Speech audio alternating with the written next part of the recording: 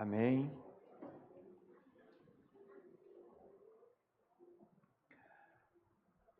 Essa semana nós estamos dando início ao estudo da carta de Paulo aos Gálatas. Mas, se os irmãos separaram, essa semana nós não entramos em Gálatas. Por quê? Porque é uma introdução. Nós temos que entender o pano de fundo, nós temos que entender o contexto, para que depois, quando nós entrarmos na carta de Paulo em si, nós tenhamos um melhor entendimento. O irmão Renato pediu para que nós lêssemos Atos dos Apóstolos, capítulo 2, versículo 42 a 44. Ali mostra bem o início da igreja. Qual o lugar que o Senhor teria que morrer? O Senhor tinha um lugar certo para morrer. Por quê? Porque o Senhor havia determinado que o sacrifício do Cordeiro Pascual teria que ser em Jerusalém. Então o Senhor morreu em Jerusalém, quando chegou o dia 14 de Nisan, no calendário judaico. E naquele ano, aquele dia 14, deu numa sexta-feira. Há pouco tempo nós comemoramos a Sexta-feira Santa. Ou seja, o Senhor teria que morrer naquela data e naquele lugar. E ali ele ressuscitou. E o apóstolo Pedro, no dia de Pentecostes, ele começou a pregar.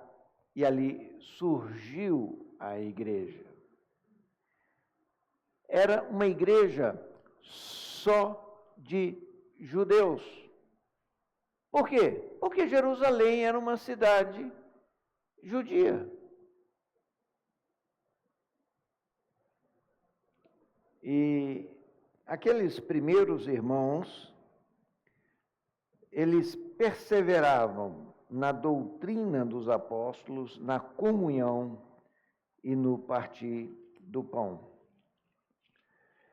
E se a gente for olhar os primeiros capítulos de Atos dos Apóstolos, nós vemos muitos feitos, muitos prodígios realizados ali pelos apóstolos, principalmente pelo apóstolo Pedro, que recebeu a comissão de abrir as portas da igreja, tanto para os judeus e depois para os gentios. Pedro, ele teve um dia que ele estava com fome. Meio-dia, eu acho que as irmãs esqueceram de preparar o almoço dele. Ele estava na cidade de Jope, à beira-mar. E ali, enquanto as irmãs estavam preparando ali a comida, certamente, ele subiu para o eirado para orar. E ali ele teve um êxtase, ele teve uma visão. nessa visão, descia em um grande lençol um tanto de animais, de todas as espécies, quadrúpedes, répteis, aves, todos os animais. E animais que, segundo a lei de Moisés, eram impuros. Aí o Senhor falou para Pedro: Pedro, pega, mata e come. Você está com fome? Pega, mata e come. Pedro ficou assustado. Falou: não, Senhor, de jeito nenhum, eu nunca comi um animal impuro.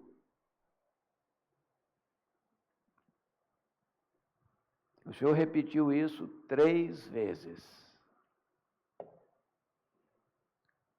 Ou seja, o Senhor estava querendo quebrar com a religião de Pedro. Logo em seguida, o Senhor também havia dado uma visão a um certo italiano chamado Cornélio, um soldado, um centurião. E Cornélio mandou pedir socorro lá. O Senhor falou para ir justo naquela casa. E Pedro entendeu que ele precisava ir. Ele obedeceu. E esse centurião romano havia reunido na sua casa os parentes e amigos. E Pedro, ele começou a fazer uma coisa que até então ninguém havia feito: pregar o evangelho para não-judeus.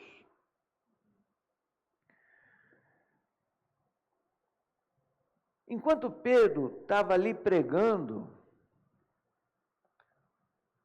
o Espírito Santo tomou posse daqueles gentios. Eles creram e Pedro os batizou. Quando essa notícia chegou em Jerusalém, Pedro teve que se explicar. Porque como é que você entra numa casa de uma pessoa impura, de um gentio, um não-judeu? Mas Pedro falou: olha, eu entrei porque o Senhor mandou. Amém. Eu tive uma visão. E os irmãos se alegraram. Irmãos, ali ainda era aquela primeira igreja em Jerusalém. Eles se alegraram com o que o Senhor estava fazendo. Só que aconteceu um incidente. Um irmão que, por sinal, foi escolhido para ser um dos diáconos da igreja, para liberar os apóstolos, para poder dedicar exclusivamente à palavra e à oração. Esse irmão, esse diácono, chamava-se Estevão. E Estevão, depois de dar um testemunho contundente, os judeus que não haviam crido, eles decidiram matar Estevão. Estevão foi apedrejado em público. E depois desse incidente, irmãos, começou uma grande perseguição contra todos os cristãos em Jerusalém. O que aconteceu com aquela primeira igreja? Foi dispersa. Vamos abrir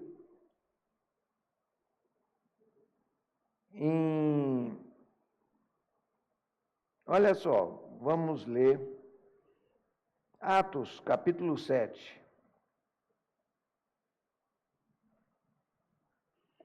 Vamos ler a partir do 58.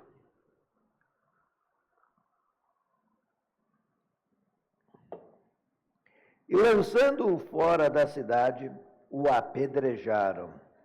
As testemunhas deixaram suas vestes aos pés de um jovem chamado Saulo e apedrejaram Estevão, que invocava e dizia: Senhor Jesus, recebe o meu espírito. Então, ajoelhando-se, clamou em alta voz: Senhor, não lhes impute esse pecado. Com estas palavras, adormeceu. E o seguinte, e Saulo consentia na sua morte. Naquele dia, levantou-se grande perseguição contra a igreja em Jerusalém. E todos, exceto os apóstolos, foram dispersos pelas regiões da Judéia e Samaria. Quem foram dispersos? Todos, exceto os apóstolos. Então, para onde que eles foram? Eles foram para o entorno de Jerusalém, que era a região da Judéia e o país vizinho, a Samaria.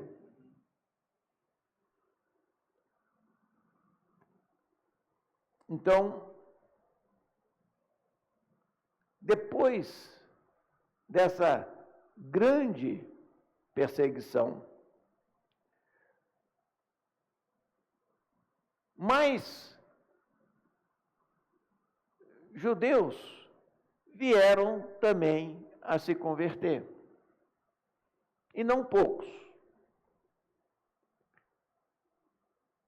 Mas nós precisamos entender que essa religiosidade dos judeus é uma coisa,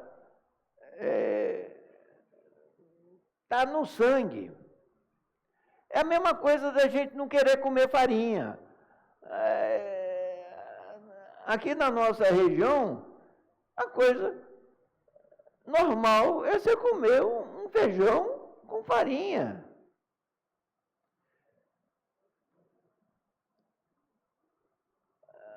Isso estava na formação do povo judeu.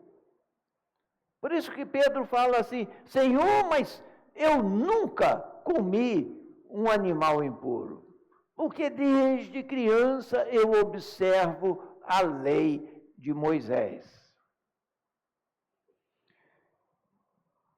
Não sei se os seus irmãos aqui observaram, quando relata a morte de Estevão, tem um cúmplice aqui da morte dele. Quem é esse cúmplice? Saulo.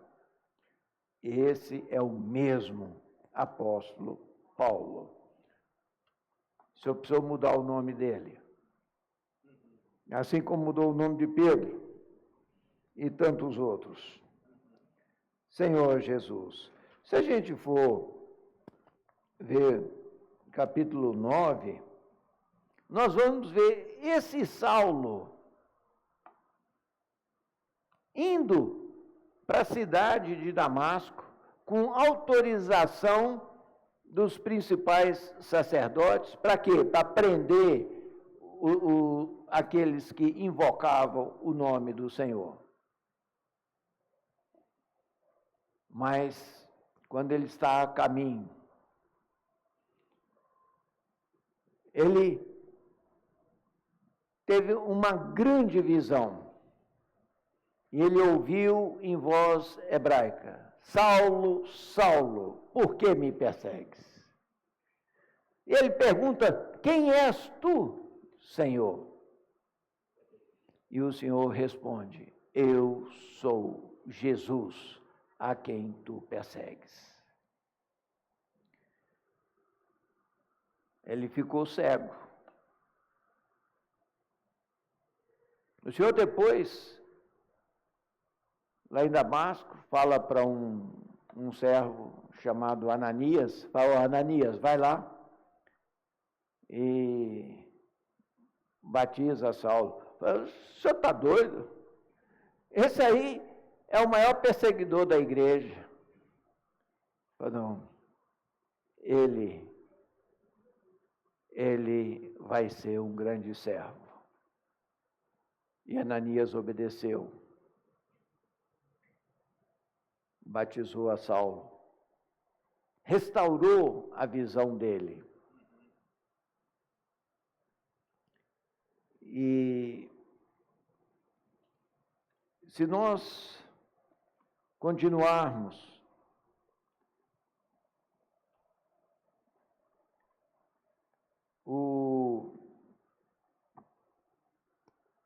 nós vamos ver no capítulo 11, versículo 19, fala assim, então, aqueles, que foram dispersos, então, os que foram dispersos por causa da tribulação que veio a Estevão, se espalharam até a Fenícia, Chipre e Antioquia, não anunciando a ninguém a palavra, senão somente aos judeus.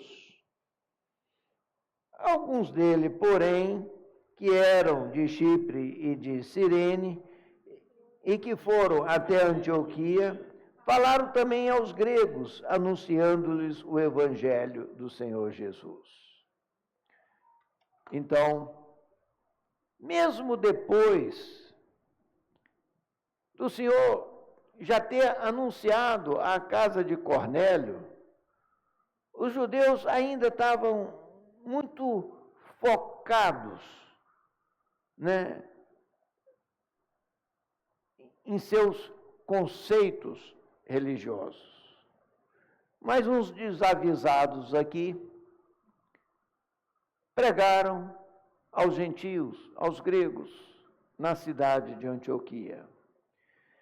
E quando aconteceu isso, os irmãos de Jerusalém mandaram Saulo para lá, para cuidar dos irmãos,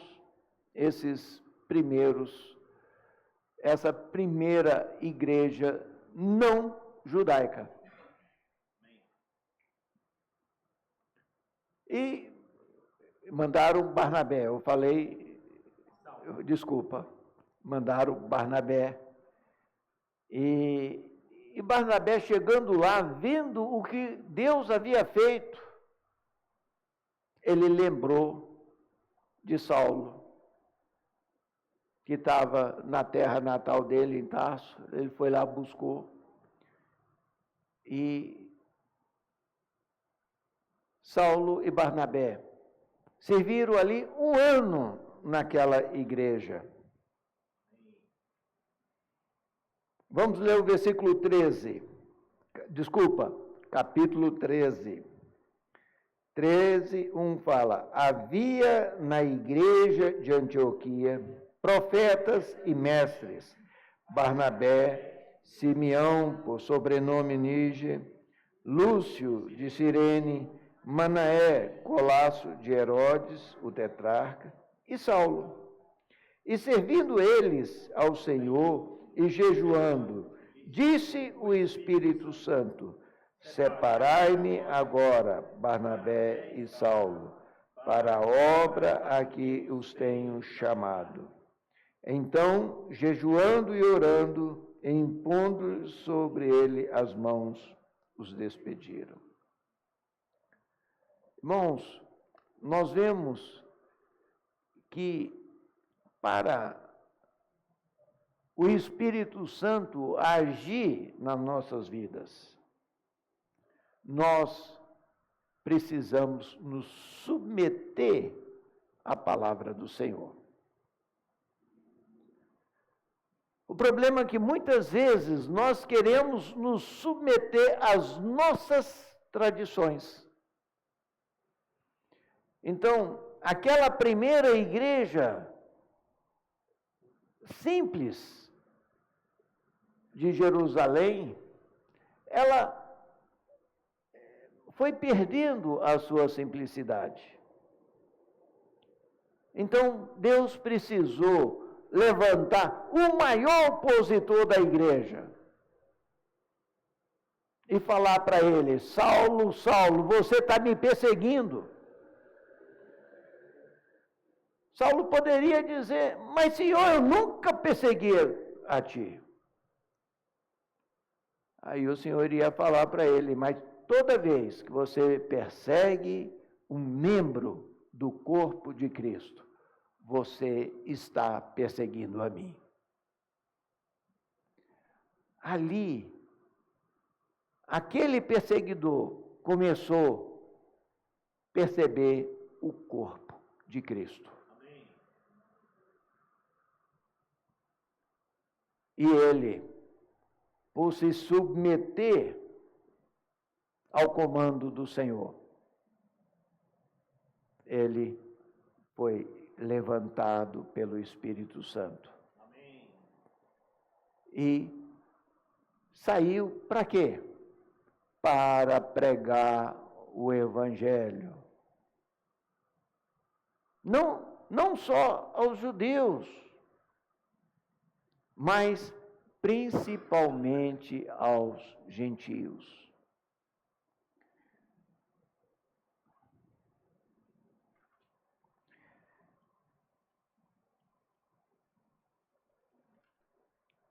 Olha só.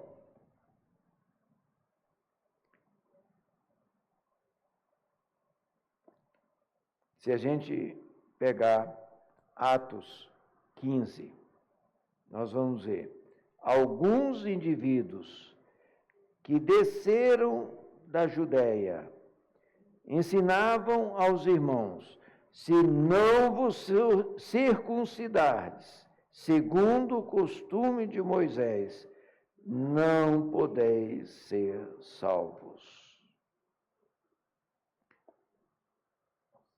Ou seja,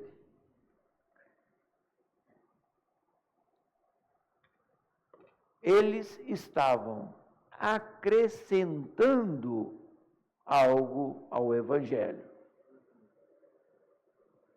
Não basta vocês crerem na morte e na ressurreição do Senhor Jesus.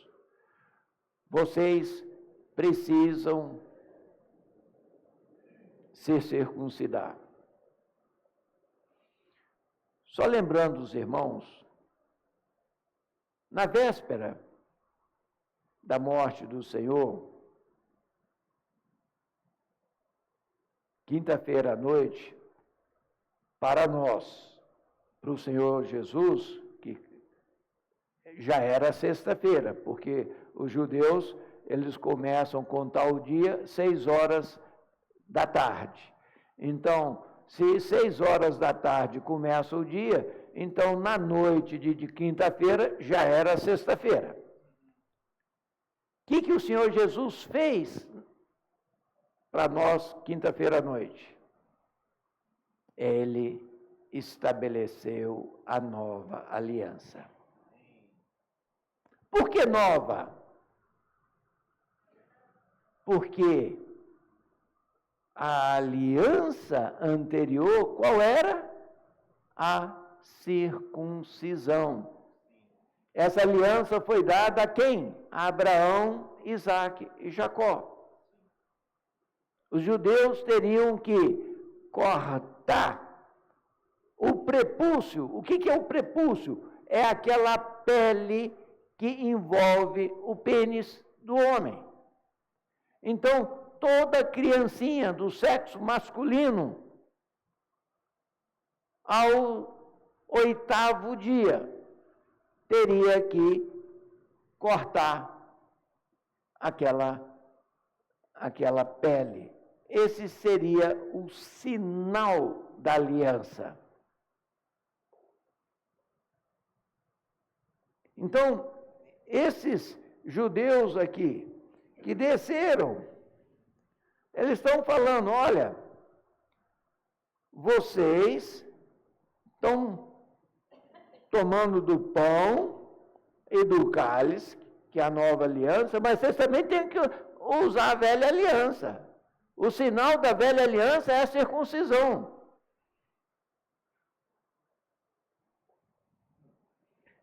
E não só a circuncisão, mas os costumes de Moisés. Ou seja, tem que observar qual é o animal que eu posso comer. Ele tem que ter o casco fendido. O cavalo não tem o casco fendido. Não pode comer. Tem que ruminar. O camelo rumina, mas não tem o casco fendido. Não pode comer. Qual que pode comer? Cabrito, carneiro, o boi, o búfalo, todos têm o casco fendido e ruminam. E assim tinha várias normas. Então, esses judeus, eles falavam, olha, vocês ouviram o Evangelho, agora tem um outro Evangelho. Vocês, não basta crer no Messias, não basta crer na sua morte e na sua ressurreição, vocês também precisam circuncidar, vocês também precisam seguir os costumes de Moisés. Então, é por isso que fala Gálatas. Aí fala, o único evangelho, o evangelho de Cristo. Não é que Gálatas é o único evangelho. Não! No livro de Gálatas, nós vamos ver que existe um único evangelho, que é o evangelho de Cristo. Esse outro evangelho que esses judaizantes estavam pregando, eles iam contra o ensinamento dos apóstolos. Infelizmente, a igreja em Jerusalém chegou a um ponto que nem mais tinha apóstolos lá. E eles queriam até mesmo que Paulo, em Atos 21, eles queriam que Paulo mostrasse que ele estava seguindo a lei de Moisés. Então, tudo isso tem a ver. Nós estamos estudando esses aspectos históricos que fica muito claro no livro dos Atos dos Apóstolos, para nós termos a compreensão de que esse outro evangelho, ele não tem sustentação quando vai diante do ensinamento dos apóstolos. Não tem sustentação quando nós vamos ao próprio ensinamento do nosso Senhor Jesus Cristo. Se a gente abrir em João 1:12, lá fica muito claro. Olha, mas a todos quanto o receberam, deu-lhes o poder de serem feitos filhos de Deus, a saber, aos que creem no seu nome. Não é? A saber, os que foram circuncidados. A saber, os que observam a lei e as tradições. Não. Agora nós precisamos saber uma coisa. O Senhor Jesus, cumpriu por nós todas as leis. Amém. Hoje, nós podemos ficar tranquilos, porque o Senhor, Ele foi circuncidado ao 8º dia. Ele cumpriu todas as leis em nosso lugar. Então, por isso que o apóstolo Paulo em Romanos fala, olha, a lei, ela não é nem comida, nem bebida. Quando ele fala dos dias, fala faz diferença entre dia e dia. Mas nós não temos mais que fazer diferença entre dia e dia. Porque hoje nós seguimos o Espírito. Amém. Irmãos, nós precisamos compreender isso. Nós precisamos seguir de perto o falar profético, assim como aquela primeira igreja em Jerusalém. Hoje nós começamos a reunião lendo Atos 2, 42.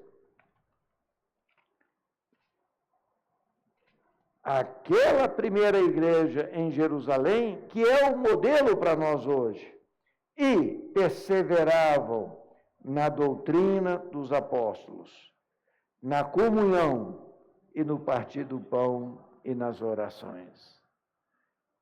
Esse sim é o modelo. Mas aquela igreja que depois, para fugir da perseguição dos judeus, começaram a observar toda a lei. Essa nós não temos que estar tomando como modelo. Aí os irmãos podem falar, não, mas eu não estou observando a lei de Moisés, não. Irmãos, às vezes a gente não tem a lei de Moisés, mas nós temos a nossa própria lei, os nossos próprios costumes, que muitas vezes pode até não ser pecaminoso, mas não edifica. Nós precisamos saber que o que edifica é a palavra do Senhor. Amém. Por isso nós precisamos ter comunhão em cima dos ensinamentos dos apóstolos. Por isso que nós precisamos de ter essa busca na palavra, porque é a palavra que faz a obra de Deus no nosso viver. Amém. É a palavra que nos transforma. Então, adquirir o hábito de não apenas comprar o alimento diário, mas ruminar as palavras do alimento diário. E não esquecer da nossa Bíblia, para que o Senhor possa falar ao nosso coração, para que nós sejamos transformados. Amém? Vamos nos multiplicar em pequenos grupos de 4, 5 pessoas e vamos ruminar mais essa palavra.